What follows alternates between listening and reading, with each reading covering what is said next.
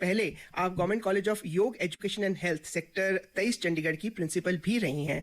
तो वहां पर किस किस तरह के योग एजुकेशन के कोर्सेज चल रहे हैं?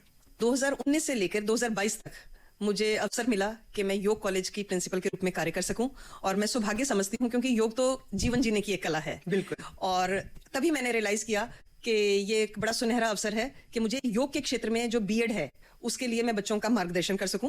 और ये कॉलेज पहले स्टेट योगा ऑर्गेनाइजेशन होती थी, और 2007 में अंतर्राष्ट्रीय योग दिवस के दिन ही इसको कॉलेज के रूप में मान्यता प्राप्त हुई जी। तो ये 2007 से शुरू हुआ है कॉलेज के रूप में। और यहाँ पे एक तो बीएड इन योग की डिग्री दी जाती है।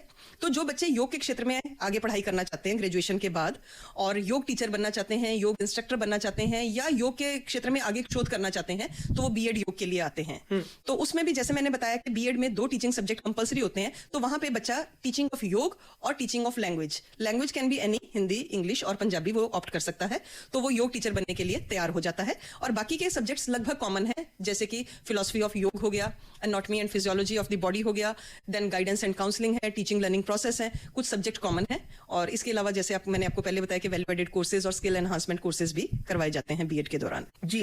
इस कॉलेज में, योग कॉलेज में, एक पोस्ट ग्रेजुएट डिप्लोमा इन योग थेरेपी भी है। जो बच्चे थेरेपी के क्षेत्र में जाना चाहते हैं कि शरीर के विभिन्न रोग, न केवल शारीरिक रोगों में किसी भी सिस्टम को लेकर कोई भी रोग हो सकता है, बल्कि मानसिक रोगों को लेके, संवेगात्मक रोगों को लेके कैसे क्योर किया जाए, स्ट्रेस है, एंजाइटी है, इमोशनल डिस्टर्बेंसेस है, न्यूरोटिसिज्म है, किसी भी तरह का शारीरिक या मानसिक विकार को ठीक करने के लिए क्या थेरेपी इस्तेमाल हो सकती है, क्या थेरेप्यूटिक सिस्टम हम अप्लाई कर सकते हैं, तो उसके लिए योग थेरेपिस्ट तैयार किए जाते हैं इस डिप्लोमा के माध्यम से। तो ये 1 ईयर प्रोग्राम है जिसकी रिक्वायरमेंट भी 50% मार्क्स इन ग्रेजुएशन है। तो जो स्टूडेंट्स योग एजुकेशन में आना चाहते हैं और गवर्नमेंट कॉलेज ऑफ योग एजुकेशन एंड हेल्थ में एडमिशन लेना चाहते हैं, उन स्टूडेंट्स के क्या सब्जेक्ट्स होने चाहिए ग्रेजुएशन में? मैम, वो किसी भी फील्ड में ग्रेजुएशन हो, ह्यूमैनिटीज, साइंसेज या आर्ट्स। अब तो पिछले साल ही मैं बताना चाहूंगी आपको कि बड़े प्रयास के बाद हमने वहां पे एमए योग भी स्टार्ट कर दिया है, क्योंकि नॉर्थ जोन में यहाँ पे पंजाब यूनिवर्सिटी के अंडर किसी डिपार्टमेंट में मास्टर्स डिग्री इन योग नहीं थी। तो 2-3 साल तो लग गए मुशक्कत करते, लेकिन इन सभी प्रयासों के बाद हम सफल हो गए इस कॉलेज में एमए योग स्टार्ट करने में। इसके अलावा वहां पर एक पार्ट टाइम कोर्स भी है, बेसिक सर्टिफिकेट कोर्स इन योग एजुकेशन, जो कि मतलब वर्किंग पीपल हैं, किसी तरह की जॉब कर रहे हैं या पंजाब यूनिवर्सिटी में किसी तरह का कोर्स कर रहे हैं, वो पार्ट टाइम कोर्स कर सकते हैं। ये इवनिंग प्रोग्राम है, 6 मंथ्स का बेसिक सर्टिफिकेट कोर्स, जिसमें शाम को क्लासेस लगती हैं 5 बजे से लेकर लगभग 7, साढ़े 7, 8 बजे तक, और 3 सब्जेक्ट थियरी के और 3 प्रैक्टिकल पढ़ाए जाते हैं। तो उतना 6 मंथ्स का कोर्स करने लेने के बाद हमें ज्ञान हो जाता है कि योग का हमारे जीवन में क्या महत्व है, और कैसे योग के, अष्टांग योग के कौन से अंग हैं, और कैसे हम योग के क्षेत्र में आगे बढ़ सकते हैं। केवल आसन प्राणायाम से आगे बढ़ने का है, और कैसे योग एक सफल जीवन जीने में सहायक हो सकता है। सो इतना ज्ञान और इतना जो कलात्मक अनुभव है वो प्राप्त किया जा सकता है इस सर्टिफिकेट कोर्स द्वारा। जी। तो इसके अलावा डॉक्टर नंदा, हम ये जानना चाहेंगे कि जो स्पेशल नीड्स वाले स्टूडेंट्स होते हैं, क्या उनके लिए कोई स्पेशल टीचर्स होते हैं? जी मैम, अब जैसे आप जानते हैं कि लगभग किसी भी क्षेत्र में ले लें, 65% जो पॉपुलेशन है वो नॉर्मल पॉपुलेशन में आ जाती है, लेकिन 35% पॉपुलेशन ऐसी होती है जो नॉर्मल से डिविएट करती है। इसी तरह अगर योग्यताओं का क्षेत्र देखें तो हमारे बच्चे भी अपनी योग्यताओं को लेके, अपनी बुद्धि लब्धि, कार्यकुशलता, क्षमताओं को लेके, कुछ बच्चे ऐसे होते हैं जो नॉर्मल से डिविएट करते हैं।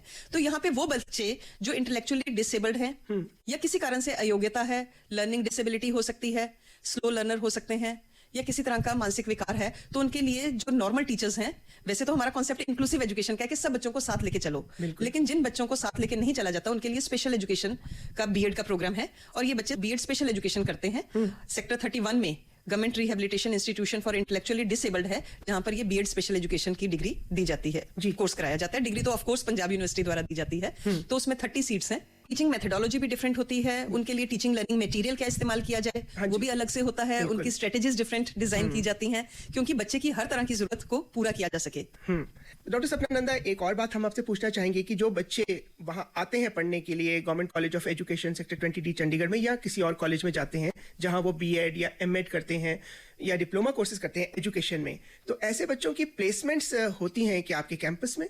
जी मैम, हमारा कॉलेज में एक बड़ा वेल डिफाइंड प्लेसमेंट सेल है जो सभी बच्चों का डेटाबेस तैयार करता है जो हमारे कॉलेज से ग्रेजुएशन या पोस्ट ग्रेजुएशन करते हैं। तो हमें डिफरेंट स्कूल्स की डिमांड आती रहती है, जैसे जनवरी फरवरी के महीने में कि हमें न्यू एकेडमिक सेशन के लिए इस पर्टिकुलर सब्जेक्ट में इतने टीचर्स चाहिए, तो हम उसके हिसाब से उस डेटाबेस में से उनके नाम रिकमेंड कर देते हैं with proper recommendation and all. तो हमारे बच्चे ना केवल चंडीगढ़ में बल्कि पूरे हिंदुस्तान में किसी ना किसी, क्योंकि 60% बच्चे जो ऐसे हैं जिन्होंने चंडीगढ़ से ग्रेजुएशन की होती है और वो यूटी पूल में एडमिशन लेते हैं, लेकिन 40% बच्चे जो हैं हिंदुस्तान के डिफरेंट स्टेट से आते हैं, तो अपने अपने स्टेट्स में या different parts of the country में वो प्लेस हो जाते हैं। हमारे कॉलेज के बहुत से सारे ऐसे बच्चे हैं जो ऑस्ट्रेलिया में, न्यूजीलैंड में, कनाडा में आते हैं। जब वो वहां पे अप्लाई करते हैं तो उनके जब डॉक्यूमेंट वेरिफिकेशन के लिए हमारे पास आता है तो हमें पता लगता है कि हमारे बच्चे जो हैं ग्रेजुएशन करके, बीएड इन एजुकेशन करके या मास्टर्स डिग्री इन एजुकेशन करके वहां पर अप्लाई कर रहे हैं, तो उनके डॉक्यूमेंट वेरिफिकेशन के लिए हमारे पास आता है।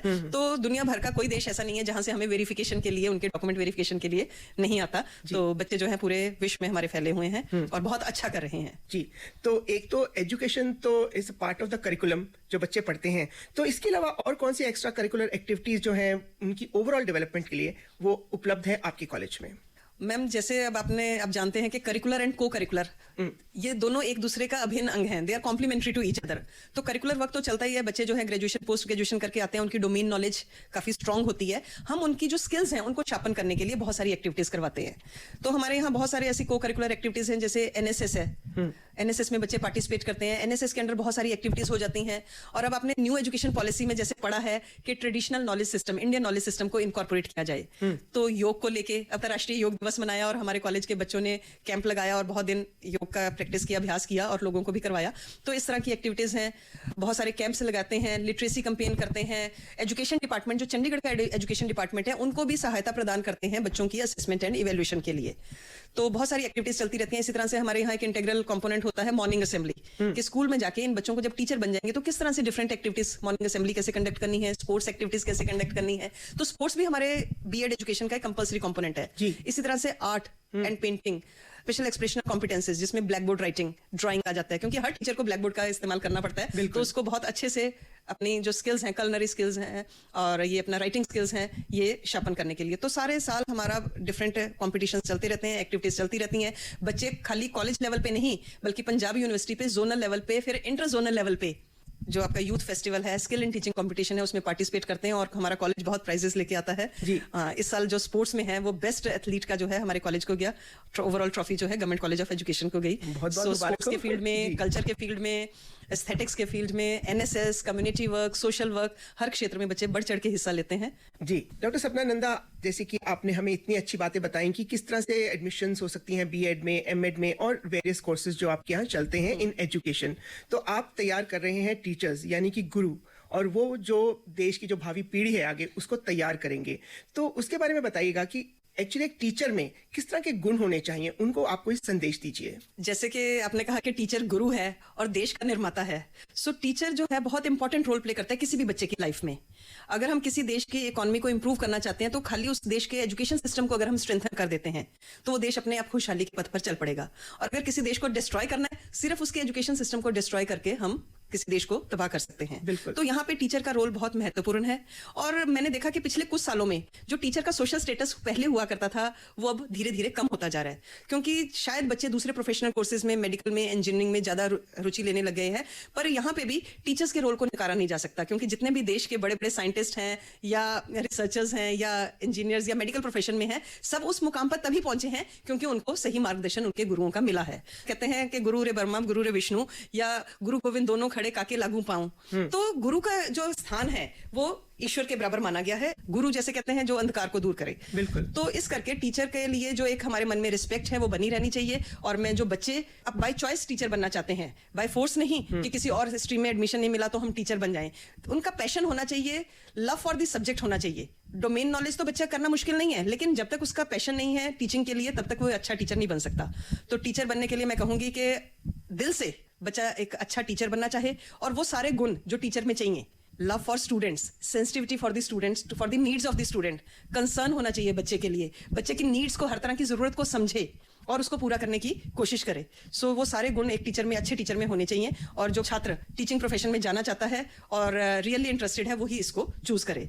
आज के छात्रों के लिए मेरा ये संदेश है कि अपने दिल की बात सुने, जिस फील्ड में वो जाना चाहते हैं, किसी के प्रेशर में आने की, पीयर प्रेशर में आने की या सोसाइटी के प्रेशर में आने की जरूरत नहीं। जिस फील्ड में वो जाना चाहते हैं, जहां उनकी योग्यता है, जहां उनकी क्षमता है, जो उनमें काबिलियत है, जो उनमें हुनर है, बहुत सारे कौशल तो हम प्रैक्टिस के साथ विकसित कर सकते हैं, लेकिन कुछ इनहेरिटेड कौशल होते हैं हमारे में जिनको हम नर्चर कर सकते हैं, प्रैक्टिस द्वारा पॉलिश कर सकते हैं। उनको हम जरूर करें और अपने सपनों की तरफ दिन रात बंद आंखों से ना देखकर खुली आंखों से उन सपनों को देखें और उनको प्राप्त करने का पूरा प्रयास करें। वाकई में। तो डॉक्टर सपना नंदा, आप हमारे स्टूडियो में आए, आपसे बातें करके बहुत अच्छा लगा और आपने जो हमें ये बताया कि किस तरह से आप स्टूडेंट्स को तैयार करते हैं एज टीचर्स, क्योंकि उन्होंने आगे जाकर के भावी पीढ़ी को संभालना है, उन्होंने भारत देश के आगे जो बच्चे आ रहे हैं उनको एक बहुत क्लियर फ्यूचर देना है। तो आपसे बातें करके मुझे बहुत अच्छा लगा, आपने हमसे इतनी अच्छी जानकारी शेयर की, आपका बहुत बहुत धन्यवाद। शुक्रिया मैम, मेरा सौभाग्य है कि मुझे ये अवसर प्राप्त हुआ आपसे बात करने का, आपके आकाशवाणी के माध्यम से बहुत सारे छात्रों से बात करने का, उनके अभिभावकों से बात करने का,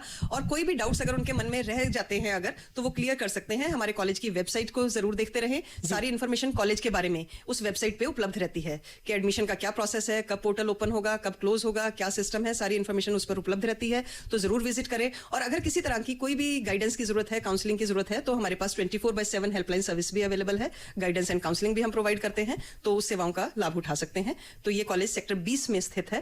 जी, तो कार्यक्रम लक्ष्य में हमारी मेहमान थी